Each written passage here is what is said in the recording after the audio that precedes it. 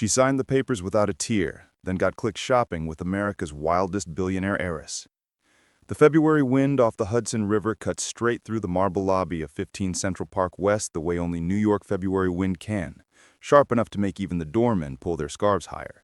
And Ava Sullivan stood perfectly still in 4-inch Louboutins that cost more than her father made in a month, teaching 11th grade American history back in Rochester, watching her husband of 8 years, Chase Kensington III, the golden boy of Kensington Capital, who had once been written up in Forbes 30 Under 30, with the headline, "The Future of Finance Has a Jawline," sign the last page of their divorce settlement with the same heavy Mont Blanc pen he had used to write her name on a napkin at a Columbia Senior Week party, and slide it across the table with the words, "Marry me before someone smarter does."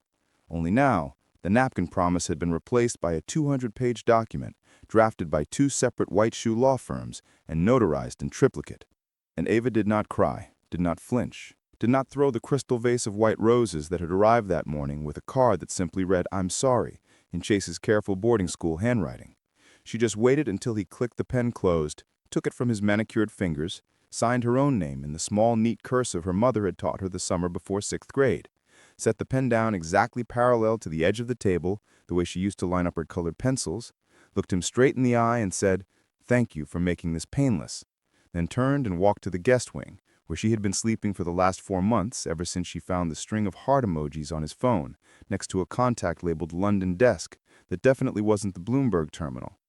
She had already packed everything that truly belonged to her into 2 battered LL Bean duffels and 1 fire-safe box that held her mother's high school yearbook, the obituary from the Rochester Democrat and Chronicle, and the tiny diamond engagement ring that had belonged to her grandmother, who cleaned houses so her daughter could go to nursing school.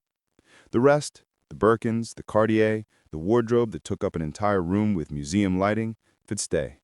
She pressed the elevator button with a thumb that did not shake, stepped inside when the doors slid open like a mouth, and only when they closed again did she let out one slow breath that tasted like the end of a life she had spent 8 years convincing herself was love.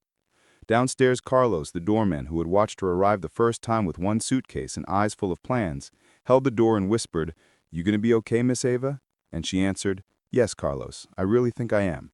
Then climbed into a yellow cab that smelled like wet wool and pine air freshener, and watched the park slide by in sheets of gray rain, while the driver asked if she wanted the heat turned up, and she said, "No thank you, I need to feel something real for a minute." The cab dropped her on West 83rd in front of a pre-war walk-up with buzzing fluorescents and a super who was always fixing something with duct tape and hope.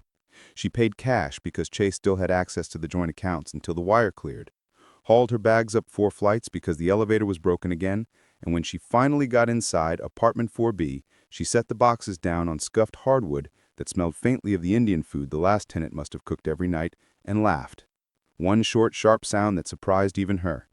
Then she opened the 1 bottle of 2-buck chuck she had bought at the bodega on the corner, poured it into a Syracuse University mug she found in the cupboard, sat cross-legged on the floor, and cried so hard her ribs ached and the cheap wine sloshed over the rim and stained the wood the color of dried blood. She cried for the girl who believed love could fix a man who collected beautiful things the way other people collected regrets. Cried for her mother who never got to see her daughter become someone magazines called the society swan. Cried because 29 felt too young to be this tired and too old to start over. And when the bottle was empty, she crawled into the narrow bed that smelled like someone else's dryer sheets and fell asleep still wearing her coat. The next morning she woke with sunlight slicing through cheap plastic blinds and a mouth that tasted like pennies and possibility. She showered in a bathroom with cracked subway tile and water that took 4 minutes to get hot, dressed in the only pair of jeans she still owned that didn't have a designer label, and called the one person she had never let Chase meet, because some friendships are sacred, and some people you protect from certain kinds of darkness. Sloan Vanderbilt answered on the second ring with the husky laugh that once made a Saudi prince buy an entire hotel floor just to keep her smiling, and said, "Darling, I was literally just texting you to ask if you needed bail money or a private jet." Ava laughed for the first time in months and said, "Both actually, but I'll settle for the jet." Sloan said, "Done. Aspen, tomorrow. I'm tired of pretending I care about these people." And just like that, Ava bought a 1-way ticket on Delta because commercial felt honest, packed the warmest things she still owned, which weren't many because Chase preferred her in silk even when it snowed, and 24 hours later, she was stepping off the plane into air so cold and clean, it felt like forgiveness. Sloan was waiting in a 1976 Bronco the color of root beer, wearing sunglasses the size of satellite dishes, and a grin that could start wars or end them. She hugged Ava so hard something cracked open in her chest in the best way possible. They drove straight to the Little Nell, where Sloan had booked the entire top floor because privacy is the last real luxury. That night they sat by a fire that smelled like piñon and money, drinking hot chocolate laced with peppermint schnapps, while Ava told her everything. About the analyst in London who was 24 and called Chase baby in texts at 3 in the morning. About the way Chase had cried when she confronted him, but still asked her to understand the pressure. About the diamond necklace he tried to buy her the next day, as if jewelry could cauterize a wound. Sloan listened without interrupting, which was rare for her. And when she finished, she refilled both mugs and said, "Men like Chase think money is the same as oxygen." Then she reached across the leather sofa and took Ava's cold hands in her warm ones and said, "We are going to build something so beautiful he will choke on his own regret. But first, we are going to remember who you were before he taught you to shrink." Ava laughed again, and it didn't hurt this time, and asked what exactly that meant. And Sloan smiled the slow, dangerous smile that once made a European prince propose after 2 martinis, and said, "Darling, revenge, but the kind that makes the world a softer place." Over the next weeks they skied badly and drank well, and talked until the sky turned the color of the inside of a seashell, about what it meant to be women carrying different kinds of invisible weights. Sloan the expectations of 5 generations of Vanderbilt men who still use the word pedigree without irony. Ava the weight of having loved someone who saw her as the perfect accessory for a life he hadn't decided he wanted yet. One night walking back from Matsushita in snow that felt like feathers, they passed a tiny pop-up shop on Hopkins Avenue, selling handmade cashmere sweaters in colors that made Ava stop breathing, because they were the exact shades of the sunset over Letchworth State Park, the day her mother taught her to drive stick shift on an old Jeep Cherokee. She bought 3 without trying them on, and when Sloan asked why, she answered, "Because they feel like the version of me I forgot existed." The next morning, Sloan called her family office in Manhattan and said, "Clear my schedule for 6 months. I'm starting a company with my best friend." And the person on the other end probably dropped a Mont Blanc because Sloan had never started anything that involved champagne and bad decisions. They hired the knitter from the pop-up shop, Margaret O'Donnell, 67 years old, from Gunnison, Colorado, who raised 3 kids on a sheep ranch after her husband died in a tractor rollover, and could tell you the life story of every animal whose wool she touched.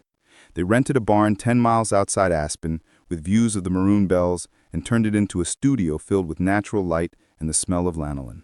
Second chances. Ava, who had spent years organizing galas for the Met and smiling while men talked about basis points, discovered she was good at making things run. Good at listening to Margaret explain why some sheep grew better wool when they were happy. Good at making sure every sweater carried the name of the sheep stitched inside the hem because provenance matters more than price tags. Sloan, who had never worked a day in her life, discovered she loved the chaos of creation, loved watching something grow that wasn't another hotel or another hedge fund or another headline about which prince she had ghosted. They named it Reverie Cashmere. Because both of them had spent too long sleepwalking through lives that looked perfect from the outside, they decided the launch would be small, invitation only. 50 women who understood what it meant to rebuild after someone tried to erase you. But word leaked, because everything about Sloan leaks, and suddenly Page 6 ran the photo of Ava and Sloan laughing outside the barn, arms full of cream and sage and storm cloud gray sweaters, under the headline, "From Park Avenue penthouse to Colorado pasture, ex of Wall Street titan goes full homespun with Vanderbilt heiress." Chase saw it on the 52nd floor of 1 Vanderbilt Avenue in the corner office his grandfather had occupied before him, and felt something cold slide down his spine that wasn't the February wind rattling the windows. He told his assistant to find out everything about this Reverie Cashmere, and when the report came back that pre-orders had already hit 8 figures because every influencer from Scottsdale to Southampton wanted to be part of whatever these 2 women were building, he laughed, but it sounded like breaking glass even to him. Meanwhile, Ava was learning how to be happy again in small, ordinary ways that felt like miracles. Waking up without dread coiled in her stomach, drinking coffee on the porch, watching snow fall on mountains that didn't care about net worth, video calling her dad in Rochester, who still shoveled his own driveway at 72 and told her he was proud every single time, even when his voice cracked. She and Sloan hired more women. Sarah, the veteran who had lost her right leg below the knee in Afghanistan and could spin yarn like she was telling the future. Jessica, the former corporate lawyer from Denver who had left her firm after her second miscarriage and needed her hands to be busy so her heart could heal. Kaylee, the 19-year-old Navajo girl who brought patterns her grandmother had woven for 100 years and taught them that some designs are prayers you can wear. The barn filled with laughter and cursing and the click of needles and the smell of bread Margaret baked every morning because feeding people is love made edible. And every night Ava fell asleep exhausted and strangely whole under a quilt Sarah had pieced from army uniforms and cashmere scraps. Then one afternoon in late March, a black Suburban with New York plates pulled up outside the barn and Chase stepped out wearing jeans and a parka that looked brand new and expensive because of course it was. He stood there for a long time looking at the hand-painted sign that read Reverie in lowercase letters like a whisper, and Ava saw him through the window and felt her stomach flip the way it used to when they were 21, and he waited outside Butler Library with 2 coffees and a smile that made her forget midterms. She walked outside, wiping wool dust from her hands, and said, "What are you doing here, Chase?" And he answered, "I don't know exactly. I saw the numbers, I saw the photos. I think I just needed to see if you were really okay." She studied his face and saw new lines around his eyes and something that might have been loneliness wearing his skin like an ill-fitting suit, and she felt the old ache rise up, but it was smaller now, like a bruise that had finally started to yellow. She said, "I am okay, better than okay, actually." And he nodded slowly and asked if he could come in for a minute just to warm up, and against every instinct screaming in her chest, she said yes. She gave him coffee in a chipped mug that said "World's Okayest Dad," a joke gift from Kaylee, and introduced him to the team, who regarded him with the polite suspicion reserved for men who wore $5,000 watches to barns full of sheep poop. He walked around touching the skeins of yarn like he was in a cathedral, and finally stopped in front of a sweater the color of a winter sky just before snow, and said, "This is the most beautiful thing I've ever seen." And Ava, who had spent years hearing him call earnings reports beautiful, felt something inside her shift again, not forgiveness exactly, but understanding that some people have to lose everything to see what mattered in the first place. He asked if they could talk outside, and they walked down the dirt road while the sun set pink and orange behind the mountains, and he told her he had fired the analyst, that he had started seeing a therapist twice a week, and that his apartment felt like a museum he wasn't allowed to touch anything in. And Ava listened without interrupting the way Sloane had listened to her, and when he finished, she said, "I'm glad you're trying, Chase, but some things can't be undone with apologies or therapy or time." They stood in silence, watching their breath cloud in the cold, and then he asked if there was any chance she might ever, and she shook her head no. Not because she hated him anymore, but because she finally loved herself more. He nodded once, got back in the Suburban, and drove away without looking back. That night, Sloane poured them both whiskey, older than both of them combined, and said, "You just broke his heart in the kindest way possible." And Ava started to cry again, but this time they were the good kind of tears, the kind that washed things clean. 3 days later, the first shipment of Reverie sweaters went out, wrapped in tissue paper the color of dawn, with a handwritten note that read, "Thank you for believing softness can be revolutionary." Within 72 hours, the collection sold out completely, not because of marketing or influencers, but because women everywhere slipped their arms into sleeves that felt like being held by someone who understood. And Chase watched from his glass tower as wives of his biggest clients quietly pulled their money to buy sweaters instead, and for the first time in his adult life, he understood that power sometimes smells like lanolin and hope and comes in size small. The morning after Chase's Suburban disappeared down the snowy valley road, the sky opened like it had been holding its breath for months and dumped 18 fresh inches of powder that turned Aspen into a place where everything felt possible again.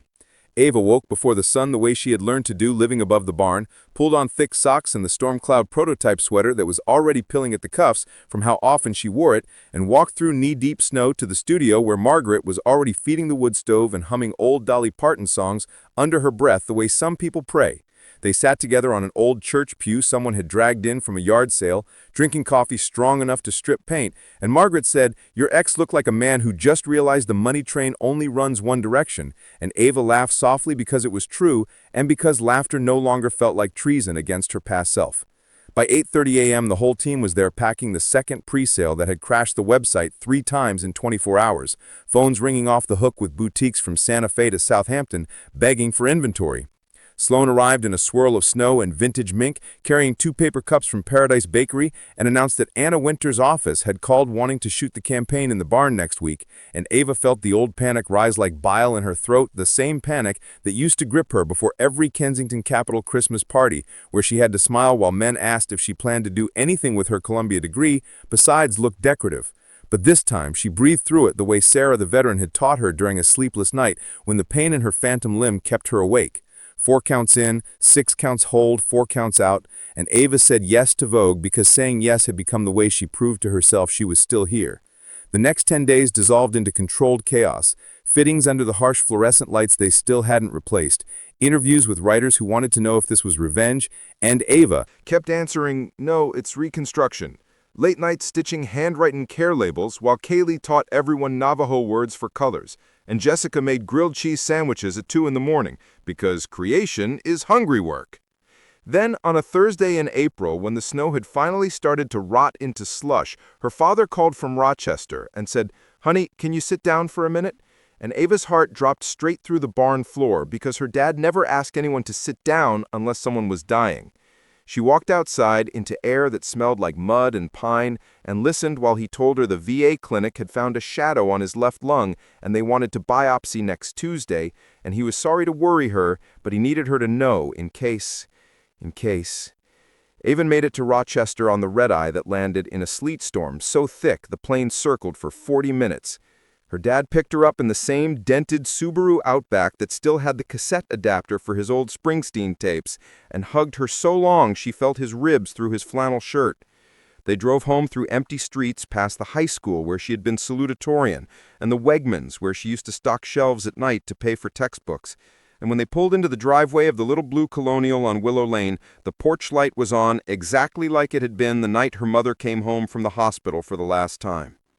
That night she slept in her childhood bedroom, under the same faded quilt pieced from her old prom dresses, and listened to her father cough through the thin walls, and promised whatever version of God might still be listening, that she would trade every dime of the settlement, every sweater, every headline, if it meant he got to keep growing tomatoes in coffee cans on the back porch and complaining about the bills.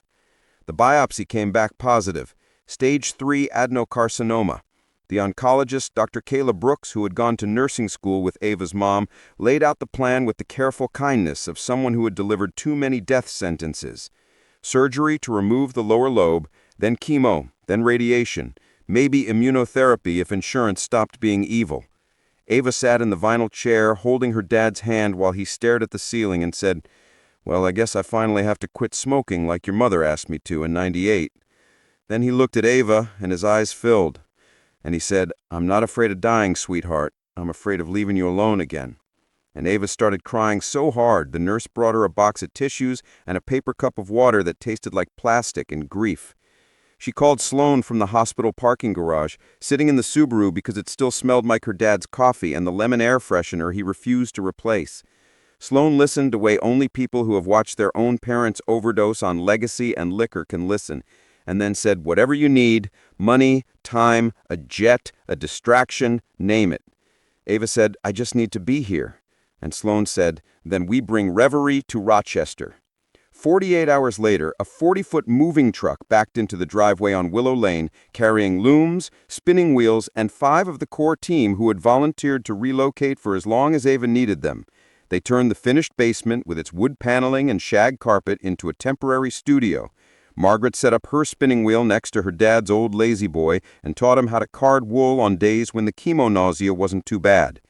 Neighbors brought lasagna and curiosity, and pretty soon half the women in Narondequoit were learning to knit under the flickering fluorescent lights while her dad dozed to the rhythm of needles clicking like rain on a tin roof.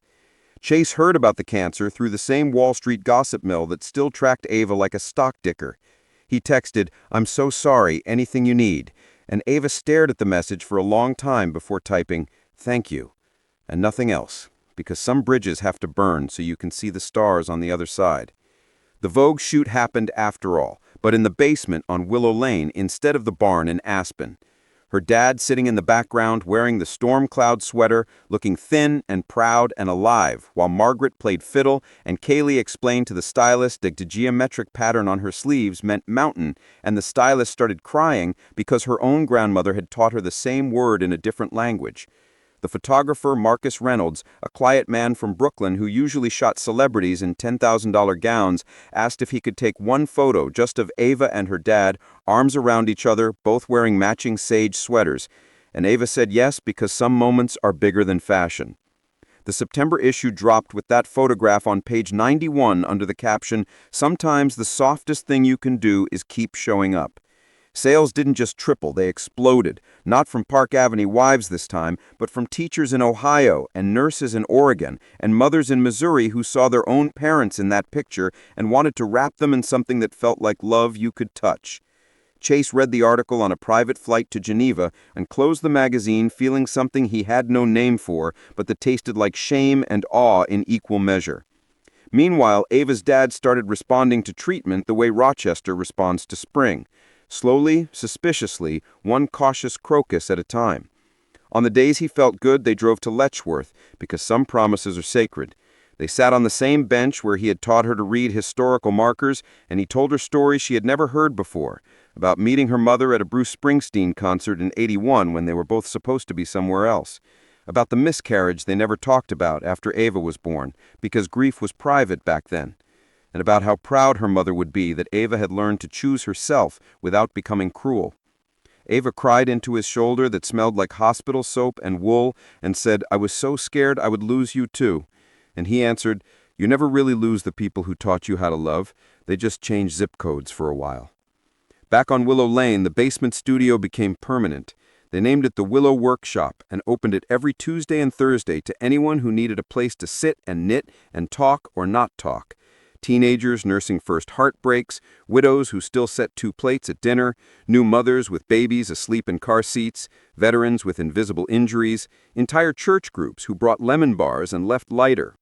Sloane flew in every second weekend with new designs and better health insurance paperwork she had bullied some senator's aide into fast-tracking. One night in November, when the first snow started to fall, soft and deliberate, Ava was locking up the workshop when she saw a familiar figure on the porch, holding a Wegmans bag that smelled like apple cider donuts. Chase looked older, thinner, like the city had finally started charging compound interest on all the years he spent pretending feelings were a liability. He said, "I was in town for a closing, and I just needed to see how you were doing with everything." And Ava looked at him standing there in the cold without his usual armor of entitlement and felt only bone-deep tiredness. She invited him in because it was snowing and because her dad was asleep upstairs, and some habits die slower than marriages. They sat at the kitchen table where she used to do algebra under a plastic checkerboard tablecloth, and he told her he had sold his stake in the hedge fund, that he was moving to Colorado to try to learn how to be human again, and that he had started volunteering at a sheep farm on weekends because the silence was teaching him things $1,000-an-hour therapy never touched. Ava listened and felt the last knot of anger loosen and fall away, not because he deserved absolution, but because she no longer needed to carry the weight of hating him. When he left, he hugged her awkwardly on the porch, like a man learning how to touch people without owning them, and said, "Take care of yourself, Chase," and meant it for the first time.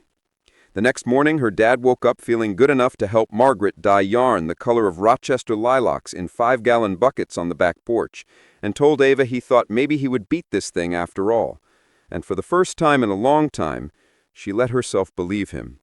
And somewhere across the Country women pulled on Reverie sweaters before chemo appointments and job interviews and first dates after divorce, and felt a little braver, a little kinder, a little less alone.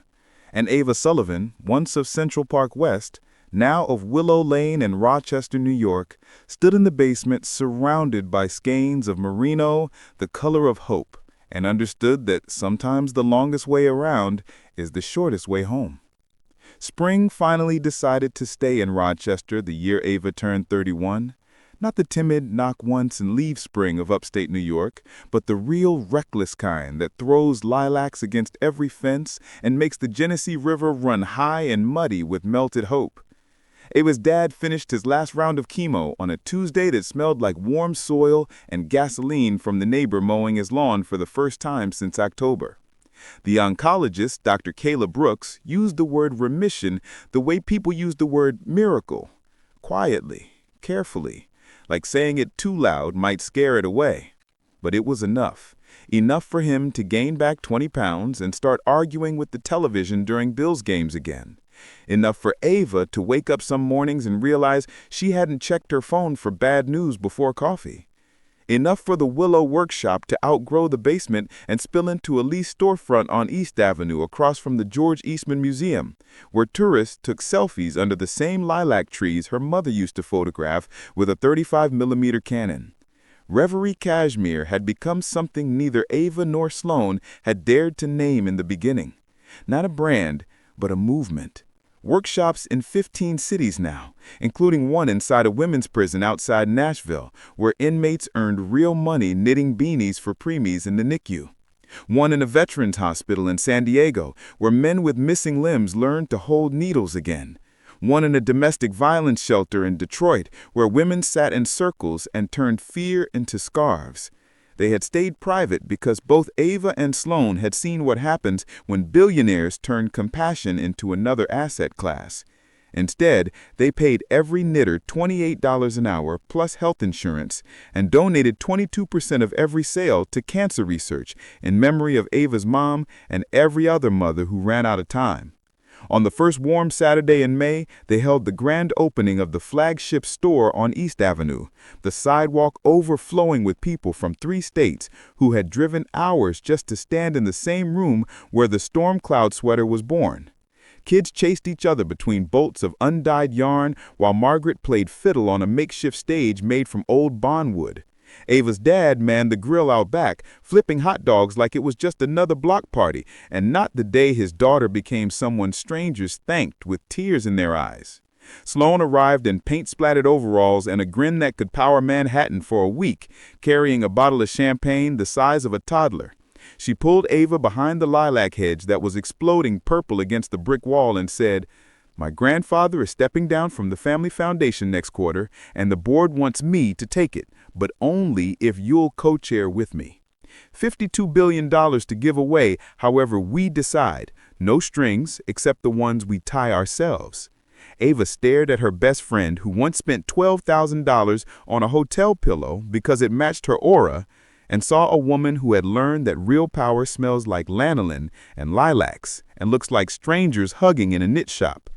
Ava said yes before Sloan finished the sentence because some invitations are once in a lifetime, and because she had learned to trust the part of her that still believed the world could be softer. That night, after the last guest left and the moon hung low and orange over the city, her dad found her sitting on the back steps of the shop, wrapped in the original storm cloud sweater, now washed so many times it felt like a cloud itself. He eased down beside her, moving slower than he used to, but steadier than he had any right to, and said, "Your mother would call this a full circle day, kiddo." Ava leaned her head on his shoulder the way she hadn't since she was 9 and afraid of thunderstorms and said, "I think she's been here the whole time, Dad." And he answered, "I know she has. I feel her every time someone tells me, 'Thank you for raising that girl.'" They sat in silence, listening to peepers and distant traffic until he reached into his pocket and pulled out a small navy velvet pouch. Inside was her mother's engagement ring, the one Ava thought had been lost forever in the move to New York. He said, "I found it in your baby box when we were cleaning out the basement for the workshop. I was going to give it to you when you married Chase, but then things went sideways and I figured maybe you should have it now, for whenever the right person comes along. Not to replace what you lost, but to remind you that love can look completely different the second time and still be the truest thing you ever do." Ava held the tiny diamond that had never been about money and started crying the kind of tears that come when your heart is too full for noise. 6 months later, on an October morning that smelled like wood smoke and first frost apples, Reverie opened its permanent flagship not on Madison Avenue or Rodeo Drive, but right there on East Avenue in Rochester, New York, because roots matter more than runways. The store was half retail, half workshop, with long communal tables where anyone could sit and knit for free and big windows that let the northern light pour in like forgiveness. Chase came to the opening. He had kept his word and moved to Colorado, where he now ran a nonprofit teaching financial literacy to teenagers aging out of foster care. He looked tanned and calm and like a man who had finally figured out that enough is a moving target. He shook Ava's hand with both of his and told her dad, "Congratulations on beating the odds, sir." And her dad answered right back, "At you, son. Life's got a way of evening the score." Then Chase bought the first sweater off the rack, a simple cream fisherman's knit, and said it was for his mother who had started answering his calls again. Ava introduced him to Ryan Mitchell, the quiet large animal veterinarian who had been supplying their wool co-op for 18 months, and who looked at Ava like Sunrise was a person and her name was Ava Sullivan. Ryan, who laughed at her terrible jokes and brought her coffee with exactly the right amount of oat milk, and never once asked about the ex-husband whose name still showed up in page 6. Ryan, who held her the night her dad's hair fell out in clumps and told her crying was the bravest thing he had ever seen a person do. Ryan, who kissed her for the first time under the northern lights on a work trip to Iceland and whispered, "I'm not going anywhere unless you tell me to." Later that evening, when the store lights dimmed to a golden glow and the last customer left clutching a sage green cardigan like it was hope made tangible, Ava stood alone among the shelves, touching sweaters that had carried her through hell and back, and felt Ryan come up behind her and slip his arms around her waist. He rested his chin on her shoulder and whispered, "You did it, Sullivan." And she turned in his arms and said, "We did it." Then he kissed her soft and slow, the way people kiss when they have all the time in the world and no need to prove anything. Outside, the first snow of the season started to fall, gentle as forgiveness, covering Rochester in a blanket of quiet white. Inside, her dad and Sloan were arguing over who got to flip the close sign, while Margaret tuned her fiddle for one more song. Kaylee taught a little girl with braids how to cast on, while Sarah showed a veteran how to purl without looking. And Ava stood wrapped in the arms of a man who loved her without conditions, wearing the sweater that started it all, and understood finally that the softest things are often the strongest, that breaking doesn't mean ruined, that sometimes the greatest revenge is becoming so whole no one can ever make you feel small again. That healing looks less like a straight line and more like a hand-knit shawl with drop stitches and repairs and colors that don't match but somehow still keep you warm. And somewhere across the country, women pulled on Reverie sweaters before chemo appointments and custody hearings and first days at new jobs and felt a little less alone. And somewhere, a teenage girl in a foster home in Buffalo opened a box from an anonymous donor and found a cream cable-knit sweater with a note that read, "You are already enough." And somewhere, Chase stood in a barn in Colorado learning how to shear a sheep without nicking it and felt something that might have been peace settled in his chest for the first time in years. And somewhere, Sloan signed the papers that made her and Ava the youngest co-chairs of the largest family foundation in America and cried in the back of a town car because her grandfather had finally said, "I'm proud of you." And somewhere, Ava's dad sat on the same Letchworth bench where he had taught her to read historical markers and scattered a pinch of her mother's ashes that he had kept in a film canister for 20 years because some goodbyes take decades. And somewhere, Ryan Mitchell got down on one knee in the middle of the East Avenue shop surrounded by skeins of merino and strangers who became family and asked Ava Sullivan to marry him with her mother's ring and his grandmother's too because love is big enough for two histories. And she said yes, with tears running down her face and wool dust on her sleeves and the kind of joy that doesn't need headlines.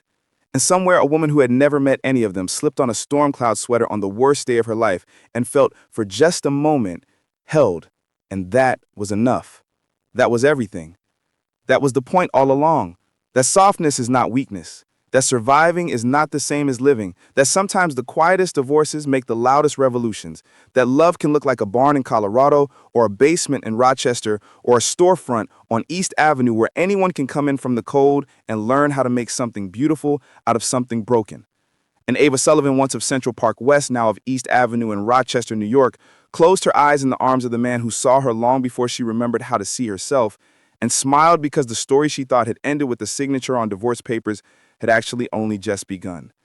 And it was softer, truer, braver, and more fiercely alive than anything she could have imagined the day she walked out of 15 Central Park West with 2 duffels and a heart full of sharp pieces. And if you are listening to this on a night when the hurt feels bigger than the sky, please remember Ava's story. Remember that the softest things can hold the heaviest weights. Remember that you are not the worst thing that ever happened to you. Remember that somewhere, someone is knitting light into the dark just for you, and remember that sometimes the greatest love stories start with a quiet signature and end with a woman standing in the snow wearing hope like armor and love like home.